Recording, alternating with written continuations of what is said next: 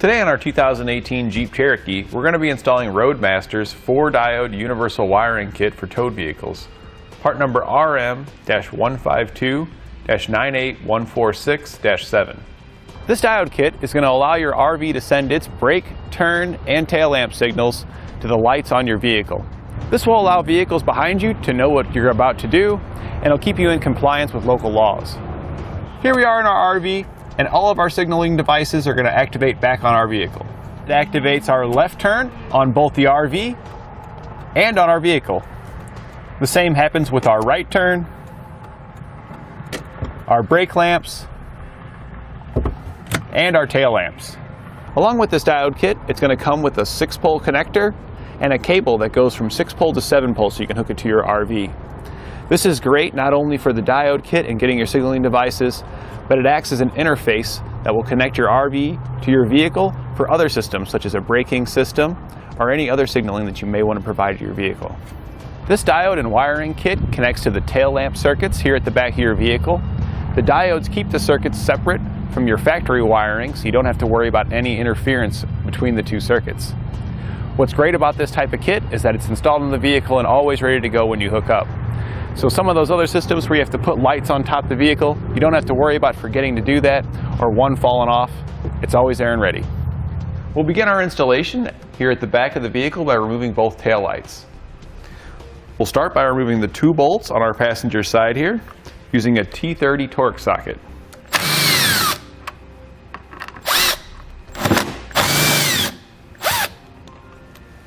Once you remove both bolts, you'll just want to pull rearward to release it from the 2 tabs here. If you're having difficulty removing it, you can use a plastic pry tool to give yourself a little extra leverage. Now we're going to test to make sure which one's which on our wires. We're going to need to find our turn signal, brake signal, and our tail lights. On this vehicle, the turn signal and the brake lights are the same light. We're going to check our white and yellow wire, and we have our turn and brake signal. And then the wire next to it, the white and gray wire, provides us with our tail lamp signal. And you're going to repeat this same process on the other side. On our driver's side, the yellow and white wire is for your tail lights. And the white and green wire is going to be for your brake lamps and your turn signal. We'll now remove both of the tail lamp assemblies from the connectors by pressing in on the tab here and pulling outward. We can then set it aside, and we'll do the same on our other side. We're now going to take a piece of airline tubing, run it down the back side of the bumper, feeding it so we come out the bottom side. Now we'll tape our wiring and our kit to the line that we just fed down, and we'll use that to feed our wiring back up into our taillight area.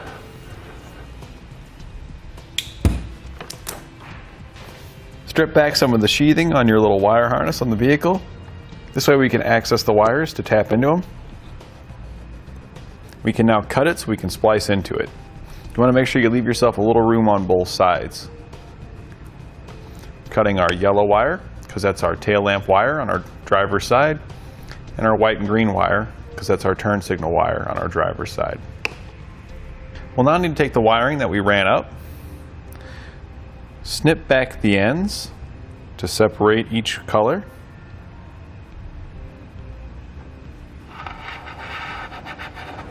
You're going to want to peel back quite a bit of the green wire, as this one's going to be run across to the other side.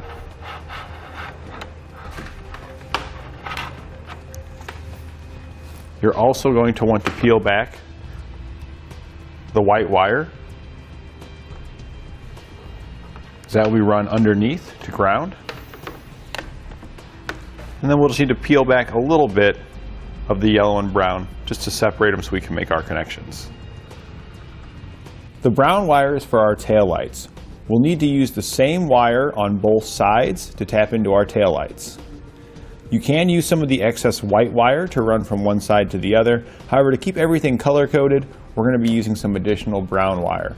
To get that brown wire fed back up to our taillight so we can run it from one side to the other, we're just taping it right to the wire that we already ran to the taillight, and we'll just pull it up using the wire. Now strip back each of the wires that we have up here at the taillight. We can then twist both the brown wires together and connect it using the yellow terminal off of one of our diodes. We'll then connect one of the blue terminals to the yellow wire, and then we'll connect blues to each of the remaining wires. We'll now connect the diodes. The out on your diode is going to go towards the connector end, so we'll start by plugging it into the white and green wire. We'll then plug in the other end of the white and green wire to one of the ins. And since the white and green wire is our turn signal and brake lamps, we'll be plugging the yellow wire into the other in. We'll now connect our other diode in a similar fashion. We'll plug the out into the connector end of the white and yellow wire. We'll plug the other end of the white and yellow wire into one side of the diode. This time we're going to plug the brown wires that we have to our yellow connector here into the other end of the diode. You can now peel back the adhesive backing on each of your diodes and find a location to stick them to. There's not really a good suitable location to apply them to. You can just stick the two together. We can now reinstall our driver's side tail lamp assembly. Go ahead and plug the connector back in. Then reinstall your tail lamps. Now we're here on our passenger side. We're going to do our fish wire trick again and push our airline tube down. As we're going to be using this to feed up the green and brown wire. We're now underneath the vehicle. We took our brown and green wire. We ran it across the bumper. We're now going to connect it to this pull wire and pull it back up so we can make our connections at our taillight. We're going to cut our white and yellow wire because that's for our turn and stop lamps, and the white and gray wire is that's for our taillights. And then we're going to strip back all ends of each wire, including the ones that we just ran up. Then connect one blue terminal on each end of the wire you just stripped back. We'll then connect the out to the connector side of the white and gray wire. We'll connect the other end of the white and gray wire back to the in on our diode. And we'll connect the brown wire to the other in on our diode. Take the other diode, plug the out into the connector end of the white and yellow wire. Plug the other end of the white and yellow wire into the in. And plug the green wire that we ran up into the other end. You can again peel back the adhesive backing and stick the two together. We're now ready to reinstall our taillight assemblies. We'll now connect our white wire, which is going to go to ground. Well, there's a location just on the frame rail where we can remove a bolt, crimp on the ring terminal that came with the kit, and then run that bolt back in.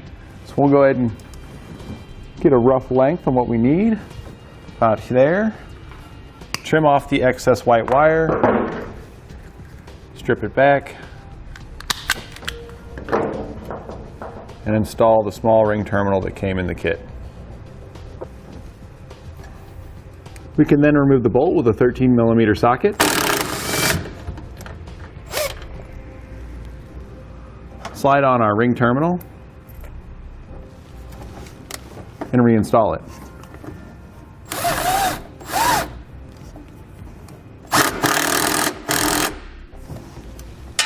We can now take the rest of our wire. We're going to route it underneath our vehicle up to our engine compartment. When routing the wire, you want to avoid any hot objects such as your exhaust or moving components such as your steering and suspension. I'm going to route this wire now, and then I'll show you how I ran it. We went ahead and routed our wiring, following the factory wiring, up over our rear suspension, down next to our fuel tank, going alongside the fuel tank, up into the undershield here. To get it up in the undershield, I did take out some of the bolts on the side here to poke it in. You'll need a 10mm socket for these two bolts, and a 13mm socket for the one here at the front. Then we came right out here at the front. We're going to do our fish wire pull trick again to get that wire up into our engine compartment. Take our piece of air hose again, we're going to run it down behind our fuse box, back towards the firewall underneath the vehicle. We'll then connect it to our airline hose just like we did before with some electrical tape.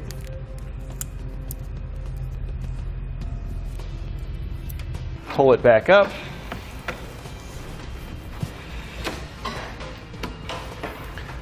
Now we've got our wire in our engine compartment, so we can run it up to our 6-way in the front. And now while you can just run this wire straight along the bottom all the way up to the front, it's best if you run into the engine compartment if you're deciding on installing a braking system, or if you're deciding maybe in the future you'll want to upgrade. Having it in the engine compartment here will make it much easier because you'll need to tap into these for your braking system. Now we're routing our wire up to the front so we can connect it to our 6-way. Make sure you leave yourself a little bit of excess here in the compartment so you can tap into those if you are doing the braking system. The best time to install this wiring is when you're installing your base plate, because you'll already have the face off, so it'll make it much easier to install our wire. We just put this base plate on here, so we've gone ahead and left the face off so we can make this much easier. Now here we've got a long bracket, part number 18136. We're going to be using this to mount our 6-pole connector and also our breakaway switch. Now with it coming straight out like this, you would have to trim a lot of the bumper off. So before we do that, we're going to bend this bracket a bit to also bring it back in so it doesn't stick out so far, but also drop it down so we can minimize the trimming we need to do on the bumper. We've placed our bracket in a vise so we can bend it over and manipulate the way we want it to be shaped. I'm going to go ahead and bend that now, and I'll show you the shape that we're looking for at the end. So we've gone ahead and bent our bracket so it angles it down and then back out, drawing it in closer to the vehicle and also dropping it down so we don't have to modify our bumper as much. And then drill out 2 holes with a 1/4 inch drill bit. This will allow us to use some self-tappers to thread it into our bumper. We now want to position our bracket in a location where it's not going to be in the way of our license plate bracket or the solid plastic that's going to run around our base plate. This way it's going to stick out in the mesh grill area. So if you want to line up the edge of your long bracket with this hole here. Then run some self-tapping screws, which you can buy here at eTrailer.com, up into the bottom of the bumper.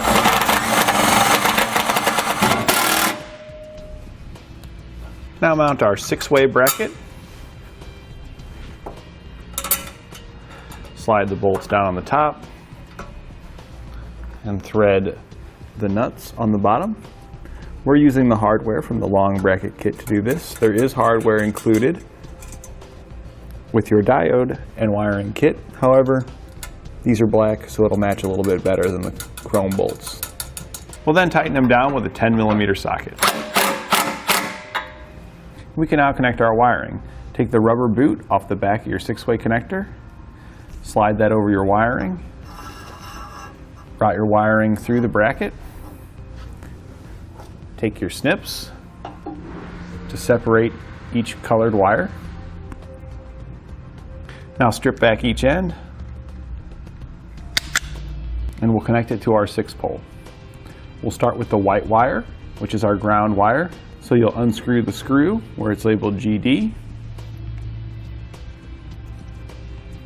slide the white wire in, and then thread the screw back down. We'll then do our brown wire, which is the one labeled TM. This is for our taillights.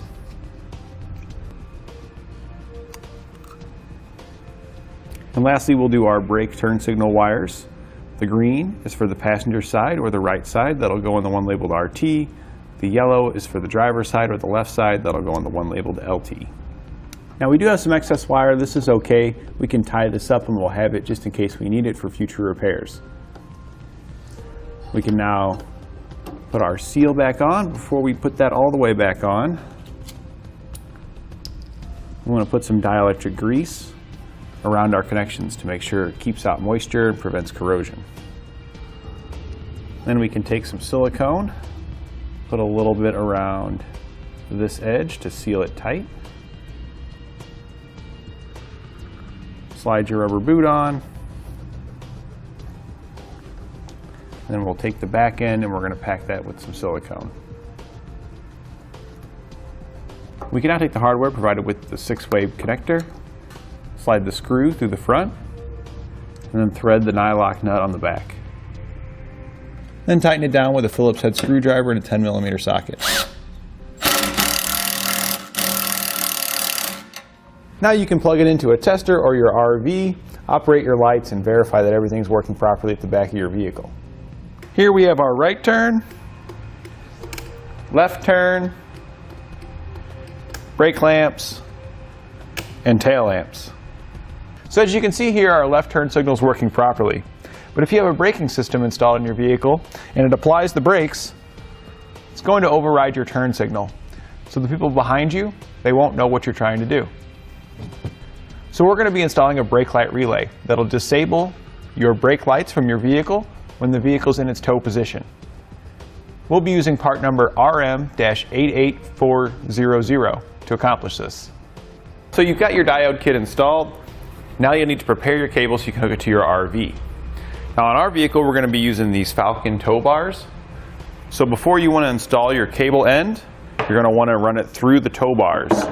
On this tow bar, this will be the RV side, this will be the vehicle side. You'll want to put it on the tow bar that corresponds with the side your connector's on. Since ours is on the driver's side, we'll be running it through this channel.